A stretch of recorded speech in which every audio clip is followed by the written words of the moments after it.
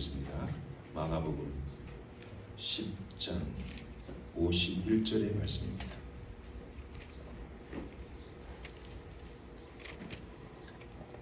마가복음 10장 51절의 말씀, 제가 여러분께 하나님 말씀을 봉독해 올리도록 하겠습니다. 예수께서 말씀하여 이르시되 네가 무엇을 하여 주기를 원하느냐? 맹인이 이르되 선생님이여 보기를 원하나이다. 아멘. 주님의 평강이 여러분과 함께.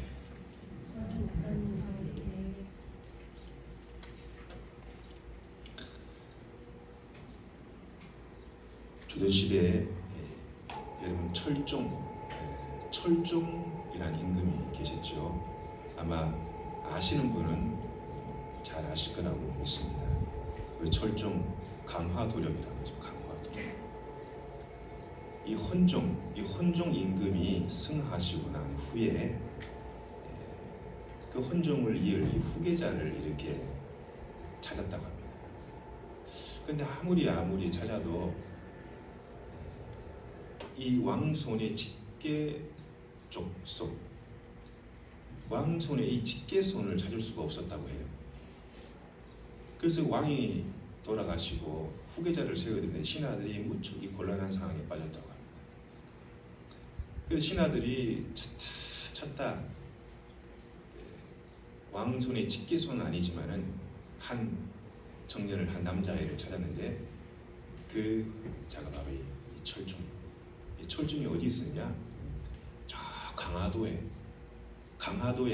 그 섬, 강화도 섬이잖아요, 그죠? 강화도 섬에 누추하게 평민으로 이렇게 살고 있는 것을 발견했다고 합니다.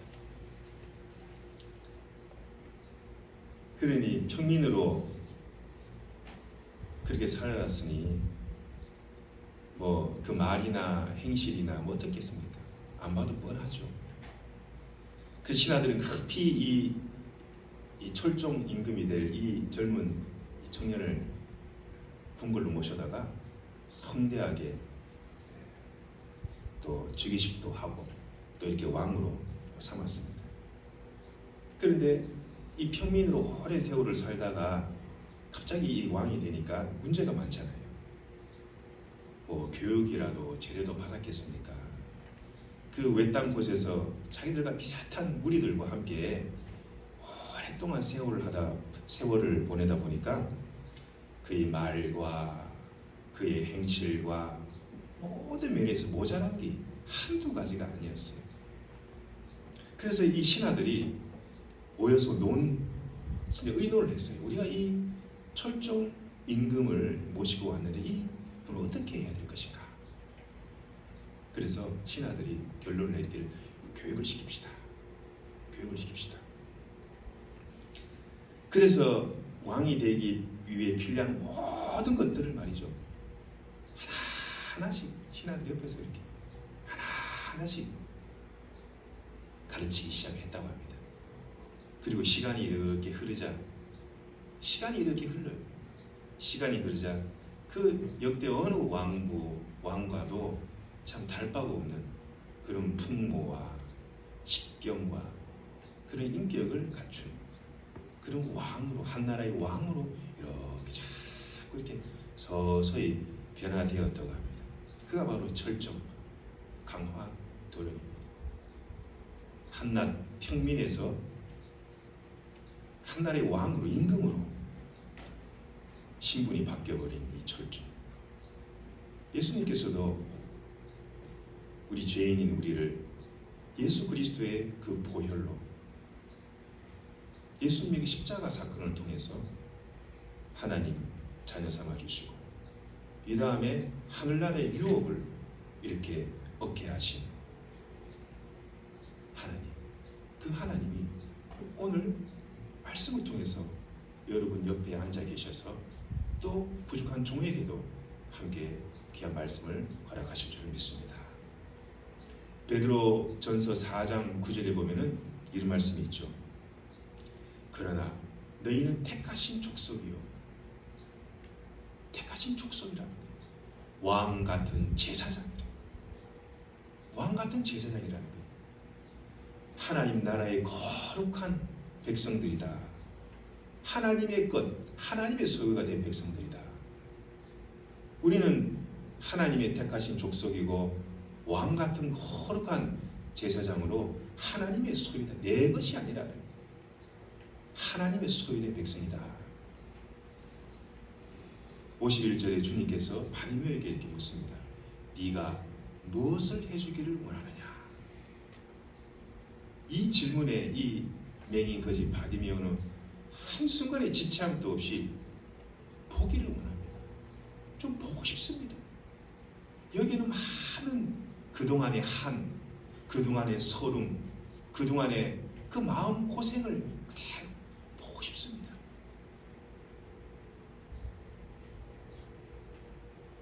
여러분, 하나님께서 여러분에게 오늘 네게 뭘 해주기를 원하느냐, 뭘 바라느냐 라고 주님께서 여러분에게 오늘 말씀을 통하여 여쭤보신다면 여러분은 뭐라고 주님께 요청하시겠습니까?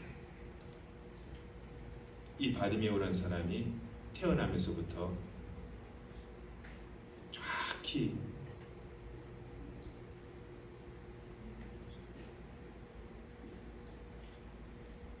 어떻게 이 사람이 맹인이 되었는지는 알 수가 없습니다. 하루아침에 거짓 신분에서 참 하나님의 제자로, 예수님의 제자로 변화되는 놀라운 삶의 변화를 경험했는데 그야말로 그의 인생에서는 마치 코페르니쿠스적인 그런 대변혁, 대변화입니다. 그야말로 인생 대박을 경험합니다. 여러분, 바디메오가 수십 년 동안 그런 인생을 살았으니 그 습관과 체질이 주님을 만났다고 갑자기 이렇게 변화되느냐? 아마 저는 그러지 않았을 거라고 생각이 들어요. 아마 처음에는 아마 그 수십 년간의 그 몸에 배인 생활 때문에 그 습관을 갑자기 이렇게 변화하기는 쉽지 않지 않았겠느냐. 어느 날 주님을 만나고 신비한 기적을 경험하고 이제 주님을 따르기로 이제 결심을 한 바디메오였지만은 아마 이 사람의 삶은 아마 앞으로 서서히 천천히 시간이 가면서 주님 말씀을 배우고 주님과 동행하고 주님의 그 모든 일대기의 삶을 직접 눈으로 보고 경험함으로써 아마 그 인생이 이렇게 서서히 이렇게 변화되지 않았을까. 그래서 주님의 제자로서의 삶을 살지 않았을까. 여러분, 우리가 주님의 사람으로, 하나님의 사람으로 언젠가 내가 주님 앞에 주님이 나의 주인이시요 나의 하나님입니다 라고 고백하는 그 순간 성령께서 우리 속에 들어오셨습니다. 그래서 지난날의 삶, 이 과거의 삶, 마치 필름처럼 이렇게 지나가면서 나의 욕심, 나의 허물, 나의 실수, 내가 그때 왜 그랬었는가, 나의 부족함, 연약함들을 이렇게 보죠. 그것이 과거이죠. 그래서 과거는 하나님께서 우리가 회개하라고, 우리의 삶을 반성하고 더 나은 미래를 지향하라고, 그게 우리에게 지난날을 허락하셨습니다. 다시 새로운 삶을 살기 위한 일종의 재료로서 쓰이는 것이 한 인생의 한 존재의 과거입니다. 우리가 다시 주님 앞에 새롭게 살기로 다짐하고 결심하고 그렇게 하나님 앞에 힘쓰고 기도하고 참 노력하고 애쓴다면 주님이 기뻐하시는 삶, 신실한 믿는 자의 모습으로 하나님께서 점점 나를 이렇게 변화시켜 가실 줄 믿습니다. 시간이 조금 걸릴 수도 있어요. 좀 더디 이렇게 갈 수도 있습니다. 그러나 바디메오와 같이 내가 주님을 보기 원합니다 라는 주님을 향한 그런 간절한 소원과 소망이 있다면 믿는 자의 우리의 모습들, 우리의 삶들을 하나님께서 아름답게 갖고 나가실 줄을 믿습니다. 그래서 교회를 세워나가고 또 또 하나님의 아름다운 지체의 모습들로 살게 하실 줄 믿습니다. 우리는요, 말씀에 그냥 하루하루 그냥 순종하려고 애쓰며 살아가면요, 하나님께서 우리의 인생의 그 광야 같은 우리 인생길에 강을 내시고 또 사막 같은 마른 나의 인생의 골목길에서 놀라운 이 큰 이렇게 대로를 여신다는 것이죠. 기쁨과 환희로 우리를 맞아주시고 우리에게 좋은 것, 이 뭐냐, 이 성령으로 그 성령이 충만하게 되면은 지혜를 얻게 되고 바른 분별력을 갖게 되고 바른 판단을 하게 되고 주위의 사람들에게 신임을 얻게 되고 하나님으로부터 칭찬받는, 그러니까 우리가 좋은 것을 주신다. 하나님께서는 우리에게 성령으로 충만케 해주신다. 그런 믿음으로 하루하루를 살아내실 수 있는 저 여러분들 되기를 간절히 바랍니다. 여러분, 이 변화에는 말입니다, 두 가지가 있는 것 같습니다. 첫째는 서서히 이 점진적인 이렇게 변화가 있는 반면에 아주 급진적인 이 변화도 있습니다. 이 전자를 선호하는 사람도 있고 반면에 이 후자를 또 선호하시는 분도 계세요. 우리나라에도 과거에 서양의 이러한 문물과 이런 문화들을 받아들임에 있어서 급진 개화파가 있었습니다. 그리고 온건한 보수파가 있었습니다. 성경에도 이렇게 이 말씀을 읽다 보면은 변화되는 사람들의 과정의 모습들을 우리가 볼 수가 있어요. 그런데 아쉽게도 이 가까운 이 주님의 이 제자들을 한번 이렇게 제가 보면은 그들이 주님을 만나자마자 그들의 삶이 갑작스럽게 변화되고 주의 제자로서의 삶을 살았느냐? 그렇지 못했죠. 주님을 직접 뵙고 주님과 동고동락하면서 살한 수년 동안 주님의 모습을 보고 그 생일 일대기를 다 본 이 제자임에도 불구하고 종종 기도의 능력을 믿지 못하고 때로는 주님을 의심하고 말씀을 따르지 않고 불순종하는 모습들을 보게 됩니다. 심지어 제자 중에는 말과 행동이 달랐어요. 내가 주를 위해 목숨까지 내겠습니다. 이렇게 고백해놓고 나중에는 주님을 저주하면서 3번 동안 나 주님 저 사람 모른다, 저 인간 모른다 라고 한 제자가 있는 반면에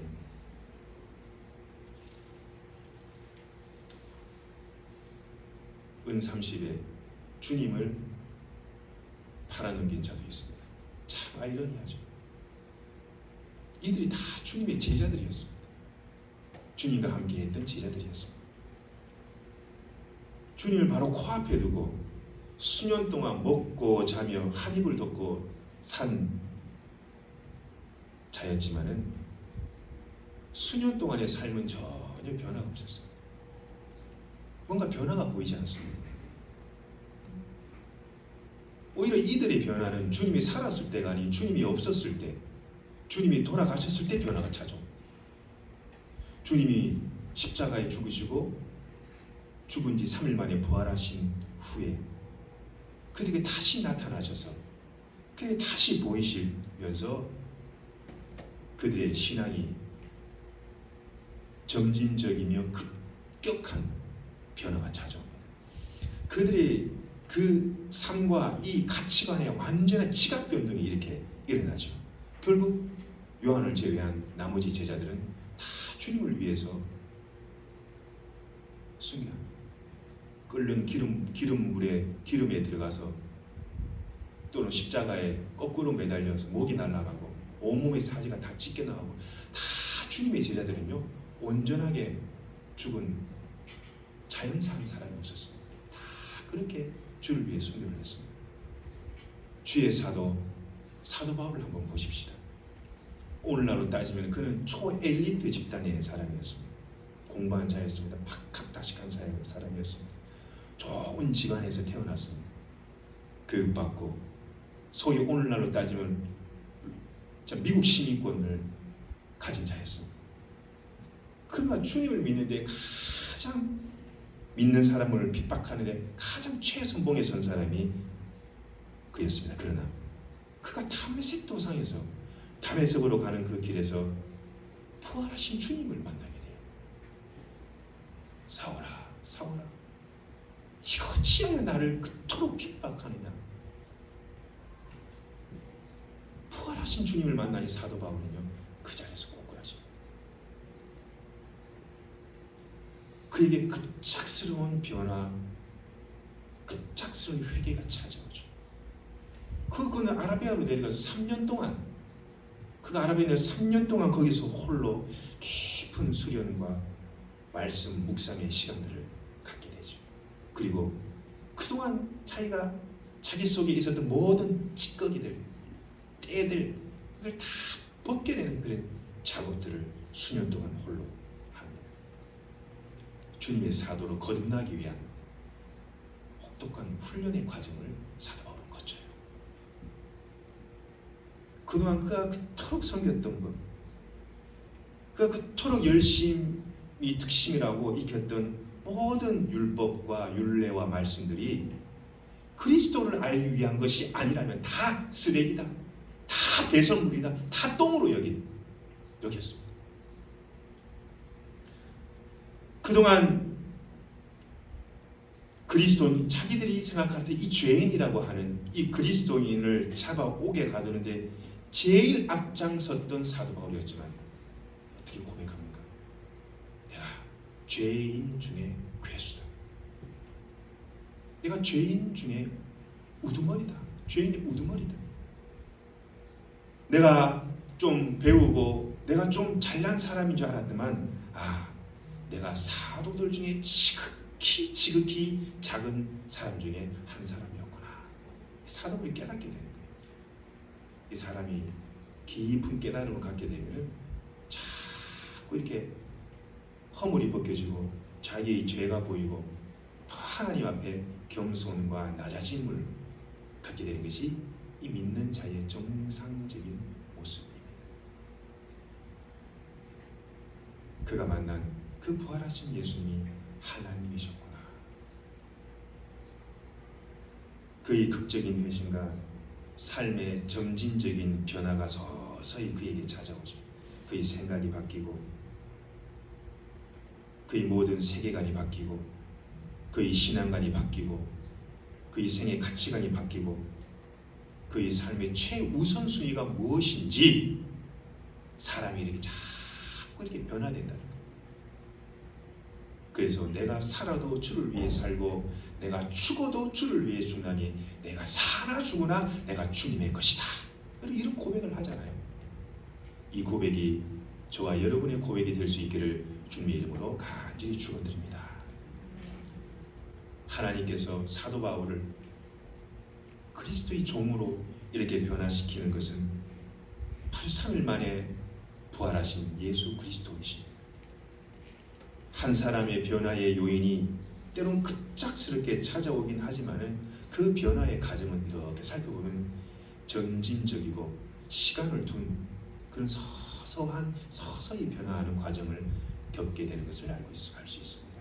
이것이 안정적입니다.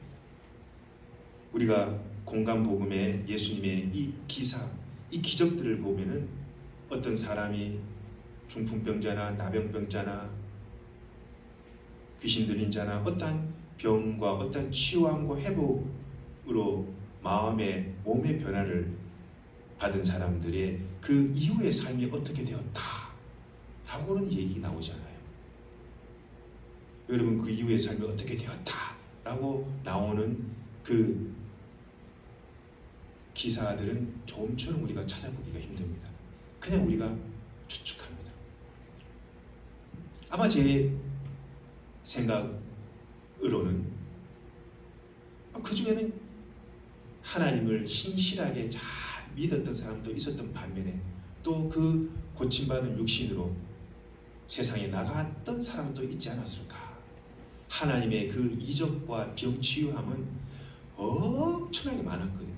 우리가 본 그 몇 가지 기사가 아니라 수많은 하나님의 병고침의 기사가 있었다라는 것입니다.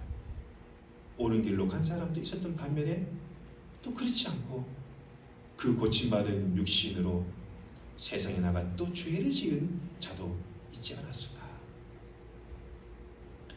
이렇게 한 사람의 그 삶과 인격의 그 가치관의 변화는요, 점진적으로 서서히 일어나는 것이 좋은 것입니다. 마치 갓난아이가 10달 동안 엄마의 그 따뜻한 그 태 속에 있다가 세상에 나와서 울음을 터뜨리고 시간이 조금씩 지나면 이제 옹알이를, 여러분 아기들 키워보시면 아시죠? 뭐라고 자 옹알이를 이렇게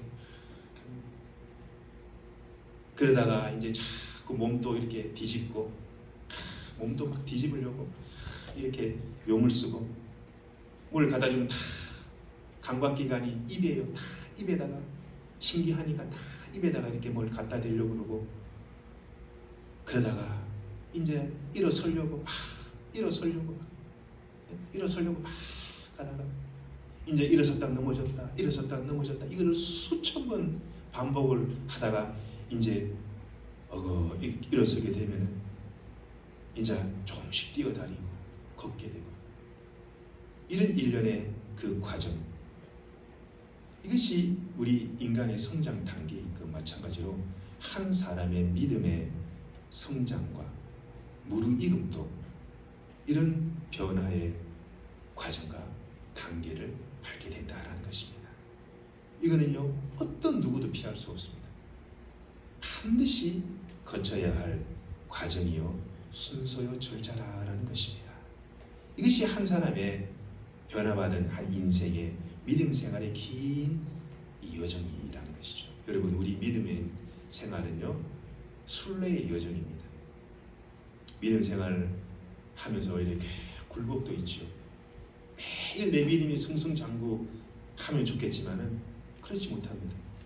믿음의 상승곡선, 하강곡선을 그릴 때가 있어요. 올라갈 때가 있으면 또 내려갈 때가 있습니다.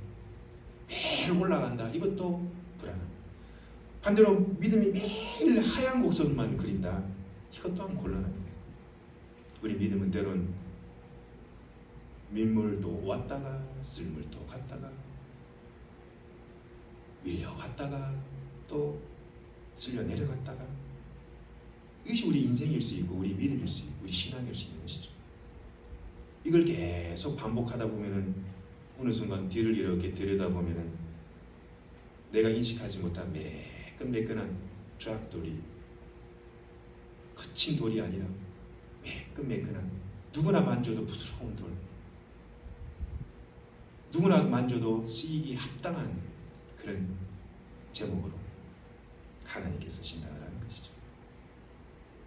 나의 습관도 변화되고 예수님을 알기 전 나의 이 체질, 이 믿음의 체질도 이렇게 변화되고 점점 좋은 습관, 점점 긍정적인 믿음의 신앙인으로 변화되고 또 사람이 착해져요. 선한 생각을 갖게 되고 부드러운 마음을 갖게 되고 나보다 못한 사람, 나보다 힘든 사람, 나보다 어려움 있는 사람을 내가 좀 도와줄 수 있는 방법이 없을까?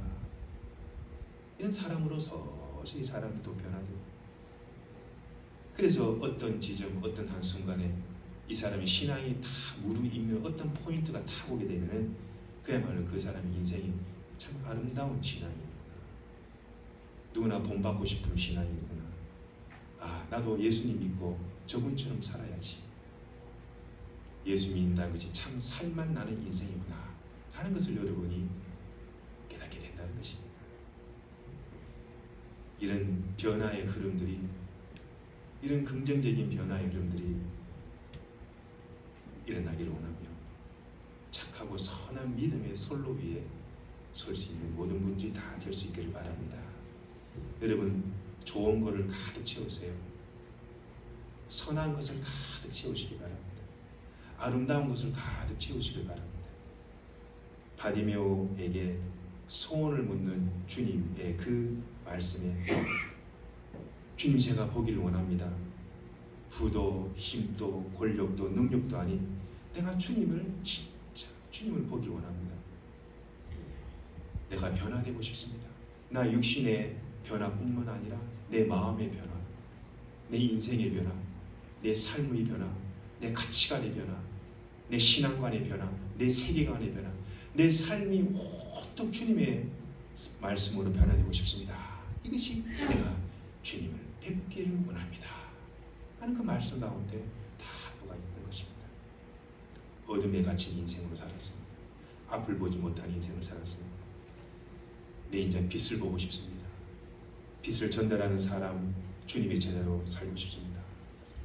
바디메오가 소망한 것은 지금 이렇게 푸옇고 흐릿흐릿한 뭔가 안개 속에 갇힌 것 같은 인생의 그 막을 이제 내리고 다시 인생의 참빛을 보고 그 참빛 대신 예수 그리스도를 전하며 내 마지막의 인생을 불태우겠습니다. 여러분, 이런 아름다운 마음의 고백을 주님께 드릴 수 있기를 바랍니다. 그렇다면 하나님께서 베드로전서 4장 9절의 후반부의 말씀처럼 이는 너희를 어두운 데서 불러내어 그의 귀한 빛에 들어가게 하신 이 아름다운 덕을 선포하게 하려 하심이라. 이 말씀이 저 여러분의 삶 가운데 그대로 성취될 줄을 믿습니다. 바디메오의 그 유일한 소망, 그 간절한 바람이 먼저 나를 변화시키고, 누굴 변화시켜요? 먼저 나를 변화시키고 내 주위 사람들을 변화시키고 내 공동체를 변화시키고, 그래야 내 삶의 대전환점을 맞이하시는 복된 저와 여러분이 다 될 수 있기를 주님의 이름으로 간절히 축원드립니다. 기도하겠습니다. 주님,